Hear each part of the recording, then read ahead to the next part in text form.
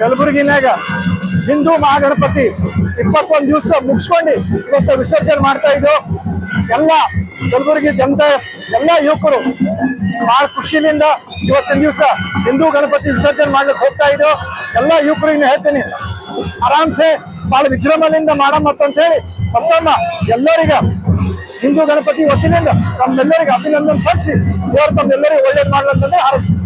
ಎಲ್ಲರಿಗೂ ನಮಸ್ಕಾರ. ನಾನು ಸಂಜಯ್ ಗುಪ್ತಾ, ಹಿಂದೂ ಮಹಾಗಣಪತಿ ಸಮಿತಿ ಕಲಬುರಗಿಯ ಗೌರವ ಅಧ್ಯಕ್ಷ. ಇಂದು ಹಿಂದೂ ಮಹಾಗಣಪತಿಯ ವಿಸರ್ಜನೆ ಕಾರ್ಯಕ್ರಮ ಈ ಕಲಬುರಗಿಯ ಐತಿಹಾಸಿಕ ಕೋಟೆ ಎದುರು 21 ದಿನ ಮೆರೆದ ಈ ಹಿಂದೂ ಮಹಾಗಣಪತಿಯ ಇವತ್ತು ವಿಸರ್ಜನೆಯ ಒಂದು ಮಹಾ ಉತ್ಸವದ ಕಾರ್ಯಕ್ರಮ ಜರುಗುತ್ತಿದೆ. ಈ ಶೋಭಾಯಾತ್ರೆಯಲ್ಲಿ ಎಲ್ಲರೂ ಕೈ ಜೋಡಿಸಿ ಈ ಶೋಭಾಯಾತ್ರೆಯನ್ನು ಯಶಸ್ವಿಗೊಳಿಸಬೇಕು. ಇದೇ ರೀತಿ ಮುಂದಿನ ವರ್ಷ 5ನೇ ವರ್ಷ ಇನ್ನೂ ಅದ್ದೂರವಾಗಿ ಕಾರ್ಯಕ್ರಮ ಜರುಗಲಿದೆ.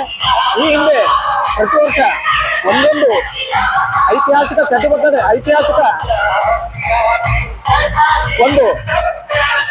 ಮೊದಲನೇ ವರ್ಷ ಶಿವಾಜಿಯ ಒಂದು ಕೋಟೆಯನ್ನು ನಿರ್ಮಿಸಲಾಗಿತ್ತು.